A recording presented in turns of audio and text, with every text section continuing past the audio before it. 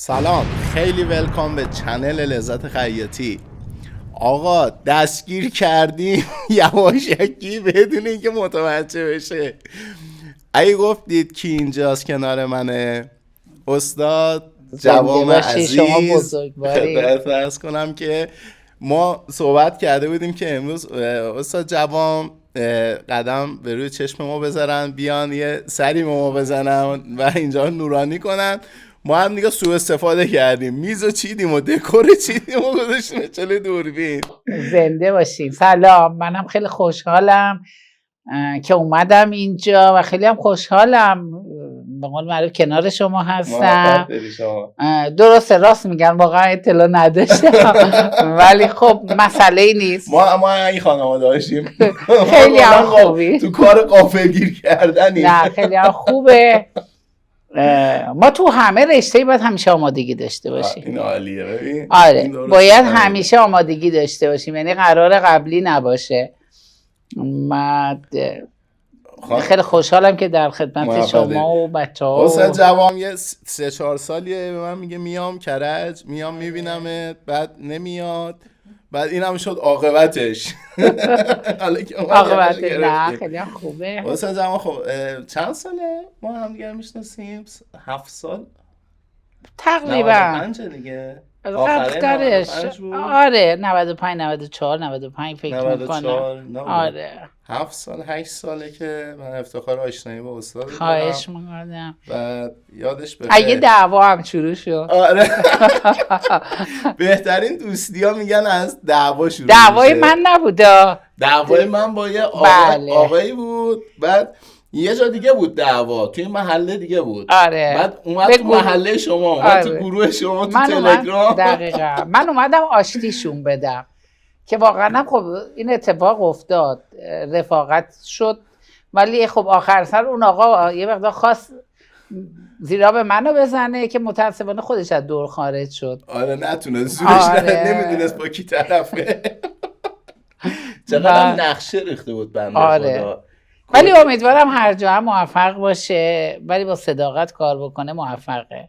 ولی بین این همه چالش‌ها نمیدونم این بره اون بیاد و این حرف ببره اون حرف بیاره و بخوان جنگ و دعوا بندازن و چقدر قشنگه. الان ما رابطمون خوبه. بله اونا هیچ کدوم نیستن چون نیتشون خوب نبوده. این واقعیت. ببینین همه میتونن موفق باشن، مگه توی مرکز طلا فروشی 20 تا جواهر فروشی و طلا فروشی هم دارن فروش میکنن، هر کی داره کار خودشو میکنه.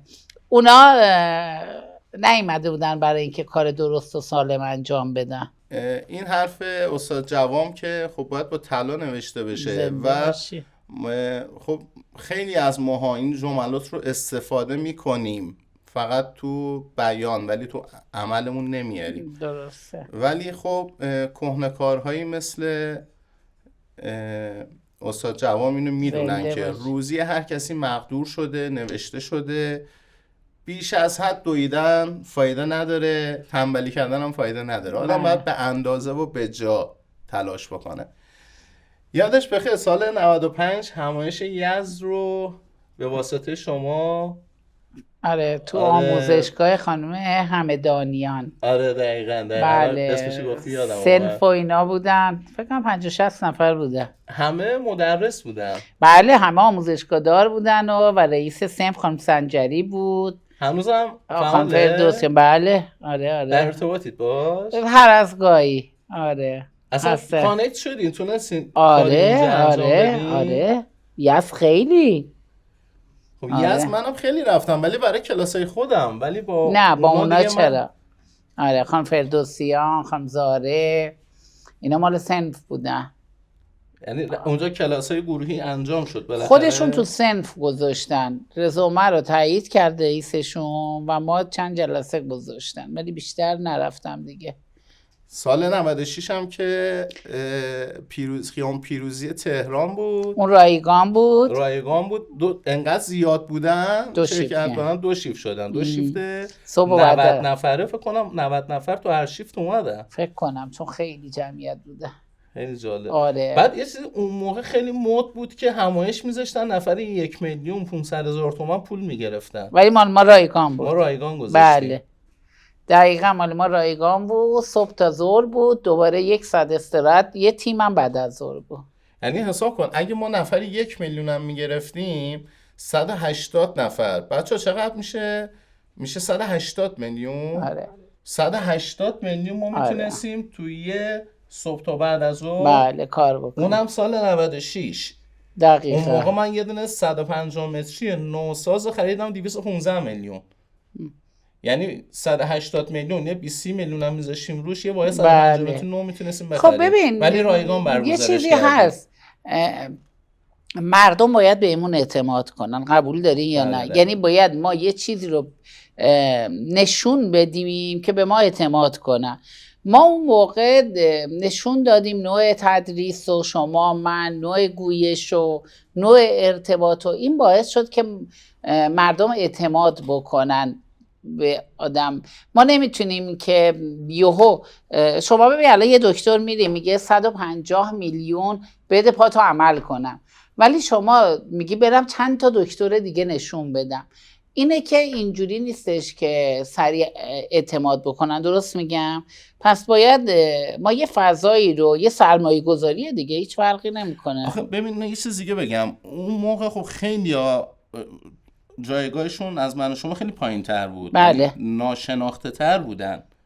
هنوز انقدر اعتمادی بهشون نمیشه. بله دقیقاً. ولی به فکر دراز مدتشون نبودن. میگفتن آقا ما امسال پوله رو بزنیم ببریم، خدا بزرگه حالا سال دیگه شدم شد نشدم نشد. آره. ولی شما به فکر زیرساخت کار بودی، یعنی می‌خواستی کاری انجام بدی. بله. به خاطر این دنبال اون اعتماده بودی. آخه خیلی مهمه، مگه مهم نیست؟ همون دوران هم خیلی‌ها بودن خب زیادم کسی نمیشناختشون ولی پوله رو میگرفتن.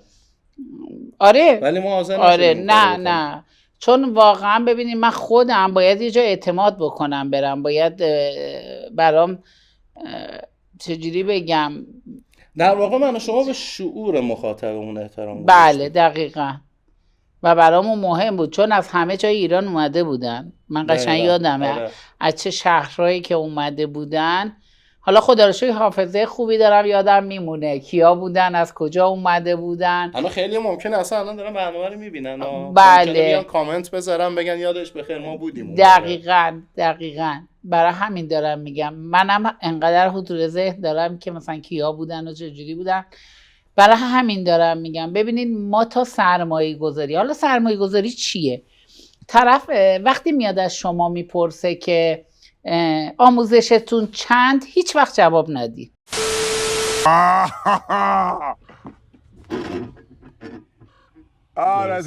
آخه آموزش چی چند؟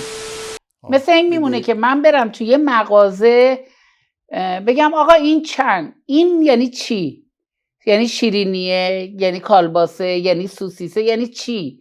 کیفیت رو برات مهم نی، مارک برات مهم نی، شاید اونی که داری میخری مجبور شی بریزی دور دوباره بخری. مثل آموزش میمونه. وقتی شما اطلاعات کامل نگرفتین از اون مدرس و فقط چنده براتون مهمه، 5 بار باید هزینه کنی. 5 بار باید هزینه بکنی. این 5 بار هزینه کردن برمیگرده به همون بار اول. حالا 5 بارش هم حالا هیچیه، 5 بار هزینه کردن. شما 5 تا 1 ماه رو از دست میدی، مثال میزنم ولی اونجوری توی 1 ماه شما کار آموزش میدی و با 1 نفر میری جلو. میدونی چجوری به قول معروف ساپورت بشی و اینا. ولی متاسفانه اصلا هر کی گفت چند اصلا جواب ندین. من اینو میگم شاید خیلی هم برشون بخوره، ولی ببینین شما اول باید بگی کیفیت کارت چقدره، آموزشت به چه سبکه، رزومه کاری رو ببینین، نمیدونم چقدر طرف تلاش کرده. ببینین یه چیزی رو من اینو واقعا میگم، یه کارخونه دار اگه خودش مهارت تولیدش رو نداره، فقط صاحب کارخونه است، من قبولش ندارم. درست.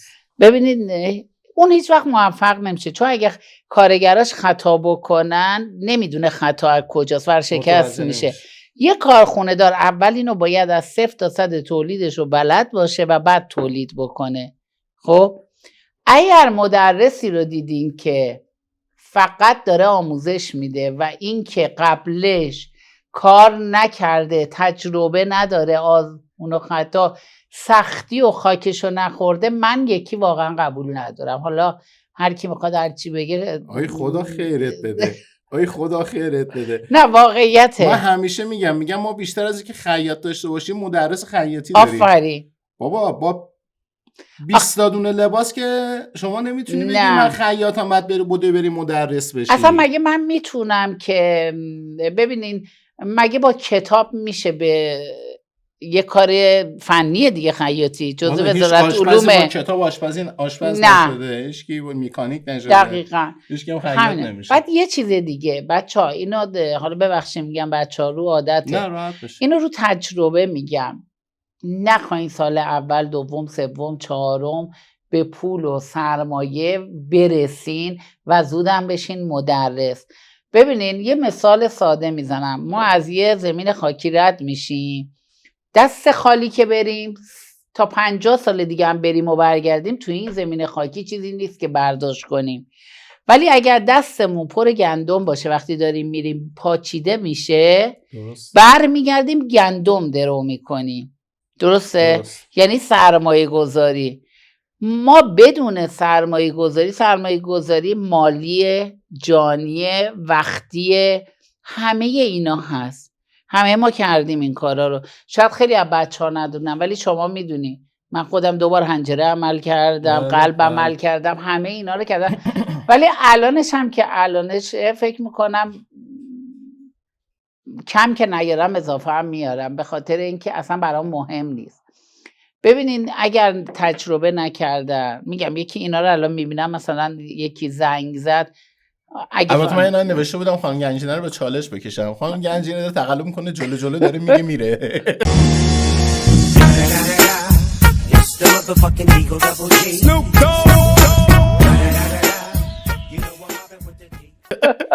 نه خب واقعا میدونم اینا رو دیگه. میگم باور کنید. من دقیقا من همینطور خانم گنجینه. ببین مثلا یه نفر بهم میگه آموزشتون چنده، میگم من آموزش برای فروش ندارم، اجازه ثبت نام نمیدم. دقیقاً. و اینکه هر روز دارم از این دوستان. حالا یه سری بر حسب عادت این حرف رو میزنن، یعنی عادت کردن بگن چنده و همه چیز همینو میگن. درست. ولی خب من مدرس وظیفه‌ام فقط آموزش دادن خیاطی نیست. من خودم به بچه‌ها همیشه گفتم بچه‌ها من مقدم پیج من، سایت من وظیفش فرهنگ سازی کردنم هست. بله. این فرهنگ رو ما بعد هر چند تا 5 نفر 10 نفر هر چی تونستیم این رو ایجاد بکنیم که آقا آموزش کلاس ثبت نام کردنه.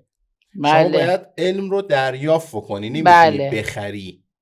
بله. بعد تقویتش کنی. بعد وقتی میگن آموزش چند، خانم جوان من عادت کردم اب نداره راحت خانم گنجینه استاد، وقتی میگن که چند، کلاسی که ثبت نام میکنن میبرن میفروشن، میگن ما یه کالا خریدیم الان صاحبشیم. ولی قبلا بازار اینجوری نبود. و این لحاظ من اصلا وجدانی نمیگم، اخلاقی میگم. خودتون ایشالله مدرس بشین ببینین این حرکت چه حرکت زشتیه. ببینین دزدی فقط این نیست ما بریم یه چیزی رو یه جا برداریم و بذاریم تو جیبمون و بریم. دزدی میتونه اخلاقی باشه، میتونه همین نمیدونم این کار اصلا یه نفر، خلاقیت یک نفر، ایده یک نفر وقتی بدون اجازه برداشته میشه استفاده میشه، این دزدی به حساب میاد. بله، چون تلاش کرده. ببینین تلاش یه نفر رو شما داریم میدزدی، تلاشش رو داریم میدزدی. به نظر من خیلی کاره. بعد میدونین اصلا سودی هم نمیبرن. نه. ببین تجربه رو که نمیتونه بدزده که داره اونو، ولی شما یه چیزایی رو برای خودت داری دیگه، تجاربی داری، من دارم، اونی که کار میکنه اونو که نمیتونه بدزده، داره در از خودش رو گول میزنه. یه جایی کار یا میبره یا گیر میکنه یا لو میره. در این لوه رو که من موافقم شدید، یعنی از امکان نداره لو نره. من الان چیز جالب بهتون بگم. 3 نفر قراره این ماه با من تماس بگیرن برای ثبت نام. ام. خب درست. نمیدونن که من میدونم که قراره تماس بگیرن، فکر میکنن من بیخبرم درسته. و قراره هیئتی ثبت نام کنن، یعنی 10 نفر پول بدن 1 نفر ثبت نام کنه. چقدر کار بدی. خب بعد 10 نفری بشینن نگاه بکنن، بعد نمیدونم من میدونم اونا کیان. ببین چقدر زود لو رفته. بله دقیقاً. این دنیا خیلی کوچیکه، اصلا این شکلی نیست. ولی اگه همه ما خودمون رو جای طرف مقابل بذاریم هیچ وقت کاری نمی کنیم که ببینیم. به قول شما حرف خوبی زدی، اونا همه اون تعداد، حالا اسمشون رو نمیارم، اصلا من دیگه خبری ازشون ندارم، ولی هنوز با شما در ارتباطم. درسته؟ دقیقا. با هم در ارتباطی، خیلی هم دوستت دارم، این پسرم، نه خواهش میکنم، واقعیت همین جوره. ولی ببینین بذارین مدرسین، هنرجوین، هر چی هستین، کنار هم دوست و خوب باقی بمونین. اگه اون باعث رشدتون میشه و تو رو خدا این کار نکنین، ازتون خواهش میکنم. فکر نکنین این زرنگی ها رو یه جاهایی باید پس بدین که یهو میبینین خود من راضی نمیشم اونجا تو اون پولو پس بدی. مثلا از خدا میخوام که برات مشکلاتی پیش نیاد، ولی یهو میبینی یه جایی باید اونو پس بدی. خانم گنجی من یه سوال دیگه بپرسم. من بین این 4 تا گزینه یکی رو انتخاب کن. خیاط با مهارت بدون مدرک، خیاط بدون مهارت با مدرک، خیاط با مهارت با مدرک، خیاط بدون مهارت بدون مدرک. خب طبیعیه که خیاط با مهارت با مدرک. حالا چرا؟ ببینین قدیم اینجوری نبود، درسته؟ خب. قدیم مثلا اینجوری نبود، ولی الان رزومه خیلی مهمه. چرا مهمه؟ همونجوری که الان به شما گفتم، من یه پزشکم، میخوام برم توی یه بیمارستانی فوق تخصص فلان جراحی‌ام، به من اول منو نمیفرستن اتاق جراحی، که به من میگن رزومتو بده. یه رزومه باید داشته باشم که 3 سال اینجا جراحی کردم، 4 سال اینجا کردم، یه رزومه خوبی رو بذارم، استخدام میشم، میرم اتاق عمل. خب اونجا امکان داره خرابکاری بکنم بعد بیرونم بکنن، ولی اگه رزومه نداشته باشم اصلا استخدامم نمیکنن که ببینن کارم خرابه یا کارم درسته. مهارت رو داشته باش، ولی رزومه هم کنارش لازمه. تو بازار پوشاک، خب پوشاکم هم اینجور. ببین تو بازار پوشاک واقعیتی که الان هنوز در حال وقوعه.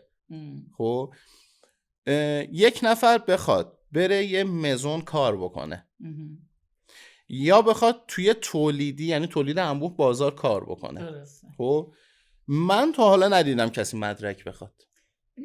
نه تو تولیدی ها اصولا کیفیت کارو میخوان، اصلا نمونه میگیرن. میگن آقا یه دونه الگو در بیار، بدوز برای برشکاری، یا یه دونه بدوز برای چرخکاری. نه من میگم اگه موقعیت رو برای خودتون جور کنین، شمایی که انقدر مهارت داری، من قبول دارم تو تولیدی ها ما کسایی داریم که واقعا بی‌نظیرن. شمایی که این مهارت رو داری برای خودت یه رزومه هم جمع کن. اومد و پیش اومد.